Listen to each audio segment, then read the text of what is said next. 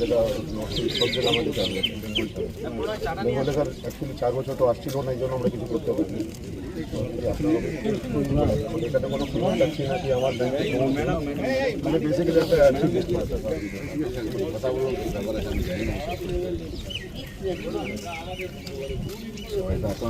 Arrest হয়েছে এবং একই অভিযোগ জমি প্রতারণা মারধর একাধিক এই ধরনের ছোট ছোট জমিদারি সব জায়গায় হয়ে গেছিল। দেবরাজ ধরা পড়েছে, বেরোচ্ছে। একজন আইপিএস ধরা পড়েছেন, তার যে চক্রান্ত, তিনি গতবারে সিএবির ইলেকশন করিয়েছেন, ফুটবল ক্লাবগুলো ইলেকশন গুন্ডা পাঠিয়ে তিনি করাতেন। পশ্চিমবাংলায় খেলাধুলার রসাতলে গেছে, আইন শৃঙ্খলার রসাতলে গেছে। কেবল কবজা করা, লুট করা ছিল সংস্কৃতি। তাকে আইপিএস আইএএস থেকে নেতা কর্মী সবাই যুক্ত ছিল। এই যারা কাউন্সিলর, যারা এমএলএ পর্যন্ত হয়, বেশিরভাগই সমাজ বিরোধী। মমতা ব্যানার্জি তাদেরকে নিয়ে এসে দাঁড় করিয়েছেন সামনে, আর খোকাবাবু তাদের কাছ থেকে কাটলা নিতেন, তাদেরকে সার্টিফিকেট দিতেন। এর অবসান হয়েছে, আর বাকি যা বাকি সেটা আমরা করব।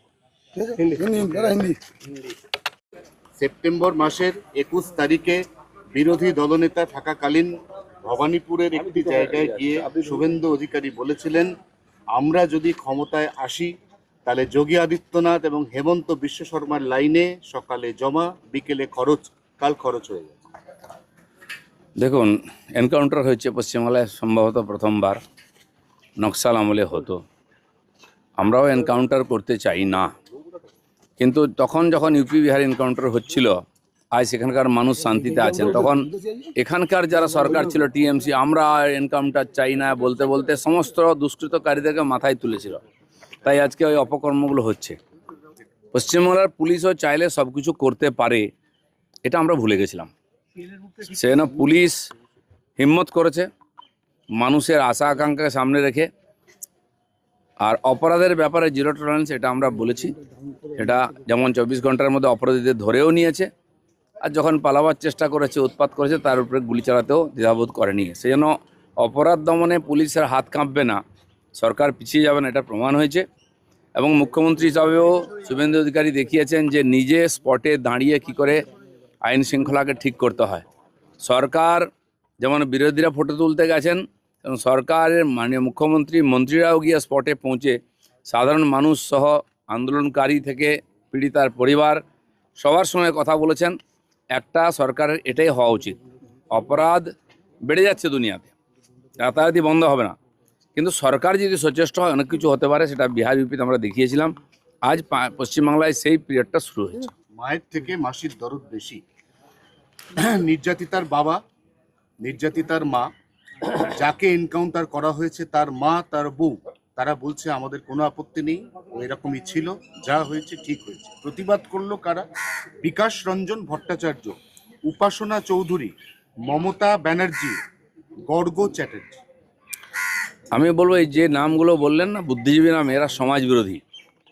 আমার মনে হয় এই যে অপরাধ বেড়েছে সমাজে, অপরাধীদের পেছনে এই কমিউনিস্টরা, এই বুদ্ধিজীবীরা চিরদিন দাঁড়িয়েছে। এরা নিজের খালি ইমেজ, নিজের নাম ছাড়া কিছু চায় না। যখন অপরাধ হয়েছে তার বিরুদ্ধে আন্দোলন, আবার অপরাধীকে সাজা দিলে তার বিরুদ্ধে আন্দোলন। আমি বলছি যে ডিম যেখানে সেখানে নষ্ট করবেন না, এই বুদ্ধিজীবীদের মাথায় ডিম ভাঙুন, বুঝিয়ে দিন এরা সমাজ বিরোধী। আর যদি সেরকম হয়, এরা এর বিরুদ্ধে দাঁড়ান, যে অপরাধী এবং যে অপরাধীকে সাহায্য করছে, সমর্থন, দুজনকে সমান ট্রিটমেন্ট করা হবে। আপনারা বিজেপি, আপনারা কালকে কেন মমতা বন্দ্যোপাধ্যায়ের বাড়ির সামনে সারা দিন ধরে ফাইলচোর গান চালিয়েছেন? কেন আপনারা উপাসনার পেছনে বসে থাকা নিরপেক্ষ একজন সাংবাদিক তার গায়ে ডিম ফাটিয়েছেন? এবং কেনই বা আপনারা বালিগঞ্জ ফাঁড়ি থেকে হাজরা মোড় পর্যন্ত মমতা বন্দ্যোপাধ্যায়ের মিছিলে বারবার বাধা সৃষ্টি করেছেন? আপনারা বিজেপি। আমি তো দেখলাম কালকে মাননীয়া একজনকে চড়ও মেরেছেন, মনে হচ্ছে পুরো তার কেটে গেছে। একটা কেটেছিল, সব কেটে গেছে, কানেকশান স্ক্রু পড়ে গেছে। এই জন্য ক্ষমতায় থেকে চোখ দেখানো যায়, সব কিছু করা যায়। বিরোধী থেকে যদি আন্দোলন করতে হয়, ধৈর্য লাগে। মানুষের কথা বলতে গেলে পেশেন্স লাগে, খালি ড্রামা করলে হয় না। একদিন ড্রামা করেছেন, যেখানে সেখানে বসে নাটক করেছেন। লড়ুন আপনি, আমরা তো লড়ছি, আপনার বিরুদ্ধে লড়েছি। আমাদেরকে রাস্তায় আটকানো হতো, গাড়ি ভাঙা হতো। আর যেখানে আমরা প্রোগ্রাম করতাম সেখানে মাইক লাগিয়ে দিয়ে খেলা হবে, খেলা হবে, শুনেছি তো আমরা 5 বছর 7 বছর। সেগুলো ভুলে গেলে কি করে চলবে? আমাদের ছেলেরা যদি একটু গান টান গিয়ে নাচ টাচ করে, তা ওদের কষ্ট হচ্ছে কেন? জিতেছি, ওটা নাচবো না? তোমার বিছানায় তো নাচিনি আমরা, গিয়ে বাড়ির সামনে নেচেছি, দরকার ওটাও করবো। এই যে রিকনস্ট্রাকশন, এর টাইম নিয়ে অনেক প্রশ্ন উঠছে। প্রথম কথা হচ্ছে ক্রাইমটা হয়েছে দিনের আলো, রিকনস্ট্রাকশন নাকি হতে চলেছিল মাঝরাতে। সেই রিকনস্ট্রাকশনের পরে উনি অর্থাৎ প্রভাস তিনি বন্দুক কেড়ে নিয়েছেন। এই যে যাবতীয় যে গল্পগুলো বা যে তথ্যগুলো বলা হয়েছে তার সাপোর্টিং কোনো সিসিটিভি বা ক্যামেরা ফুটেজ সরকার দেখায়নি বলে বিরোধীরা সমালোচনা করছেন। আর কি কি দেখাতে হবে ওনাদেরকে, কি কি দেখতে চান? আমরা গান শুনতাম ছোটবেলা, একবার দেখাবো নাকি? সেই গানটা কি শুনতে চাইছেন ওনারা? সব কিছু একটা শেষ থাকা, নক্কারজনক করছেন, ন্যাকামের শেষ থাকা উচিত।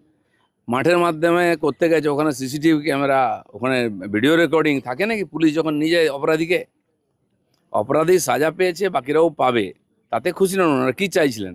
অপরাধীকে বাঁচিয়ে রাখা, ট্রায়াল চলবে, ওনারা রোজ গিয়ে ড্রামা করবেন কোর্টের সামনে, এই সুযোগ আমরা দেবো না ওদেরকে? কাল থেকে ওরা বলতে এই শুরু করেছে মুহূর্তে 2029-এর দেখা হবে, তাদেরকে দেখিয়ে দেবো যে আমরা কি। 29 অনেক দূর, ততক্ষণে পার্টিগুলো থাকবে কিনা সেটা ভাবুন। বলুন। মমতা বন্দ্যোপাধ্যায়ের পাশে তো এখন কেউই নেই, তার নিজের বিধায়কদেরই 65 জন বা 62 জন তারা নেই।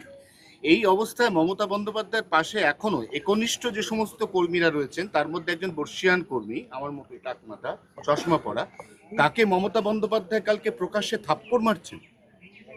এটাই হয়েছে। মমতা ব্যানার্জি চিরদিন লোককে ইউজ করেছেন, ফেলে দিয়েছেন। যারা যাওয়ার জায়গা ছিল না, যাদের কাছে ফেসে গেছেন, তারা একে চলে গেছেন।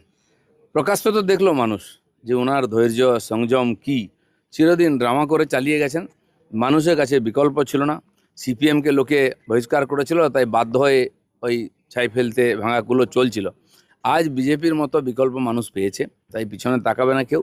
ওনারা কি করছেন কি করবেন আমি জানি না, কিন্তু সাধারণ মানুষ আজকে সরকারের কাছে খুশি আছে। যাকে চোর মেরেছে, এই দুর্দিনে এমনিতেই ওনার পাশে কেউ নেই, যারা যাও বা গুটি কয়েক আছে, উনি প্রকাশ্যে তাদের মধ্যে একজন সিনিয়র লোককে এরকম থাপ্পড় উনি মারছেন। চিরদিন সেটাই করেছেন। বাড়ির লোকেদের ধমকেছেন, জমেছেন, ওসিদের ধমকেছেন, বিডিওদের চমকেছেন।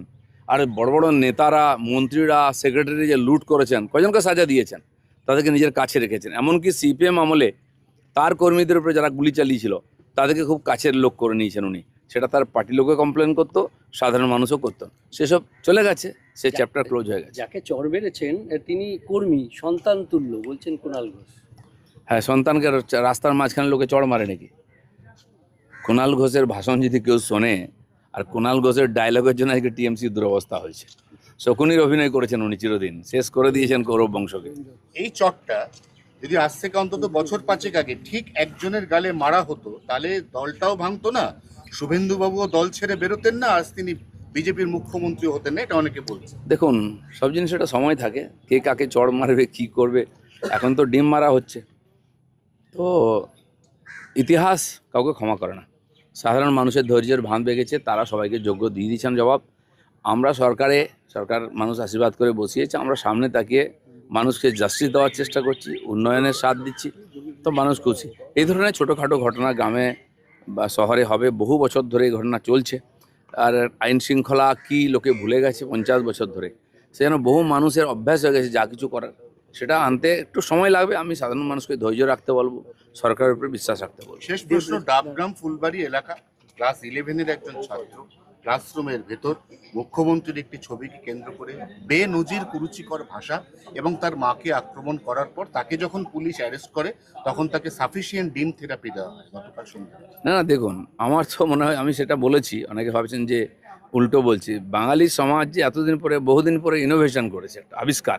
আমরা ভুলে গেছিলাম বিজ্ঞান ইত্যাদি, যে নিজের রাগ ক্ষোভ প্রকাশ করার জন্য আর কারো গায়ে আঘাত না করে, ক্ষতি না করে যেভাবে তারা সাজা দিচ্ছেন, সে যেই হোক, যেভাবেই হোক, ভুলভাল করে এক আধজন সাংবাদিকও ডিম খেয়ে যাচ্ছেন। আমি জানি না, এরকম অনেক সাংবাদিক আছেন যারা টিএমসি ক্যাডারের চেয়ে বেশি অভিজ্ঞ ছিলেন। একটি বাজারের একজন সেক্রেটারি ডিম খেয়েছেন, আমি শুনলাম তাতে বাজারের লোকেরা নাকি স্ট্রাইক করেছিলেন। তার মানে সরকারকে আপনারা চ্যালেঞ্জ করছেন, একজন দুষ্কৃতকারী তাকে আপনি সেক্রেটারি করে রেখেছেন, যে টিএমসির ক্যাডার, তার পক্ষে যদি সমাজ দাঁড়ায় আমরা ধরে নেব তারা সরকারকে চ্যালেঞ্জ করছেন। এই ভুলগুলো করবেন না। দিদা, কালকেও দেবরাজের ঘনিষ্ঠ 2 জন কাউন্সিলর অ্যারেস্ট হয়েছে এবং একই অভিযোগ, জমি প্রতারণা, মারধর, একাধিক। এই ধরনের ছোট ছোট জমিদারি সব জায়গায় হয়ে গেছিল। দেবরাজ ধরা পড়েছে, বেরোচ্ছে। একজন আইপিএস ধরা পড়েছেন, তার যে চক্রান্ত, তিনি গতবারে সিএবির ইলেকশন করিয়েছেন, ফুটবল ক্লাবগুলো ইলেকশন গুন্ডা পাঠিয়ে তিনি করাতেন।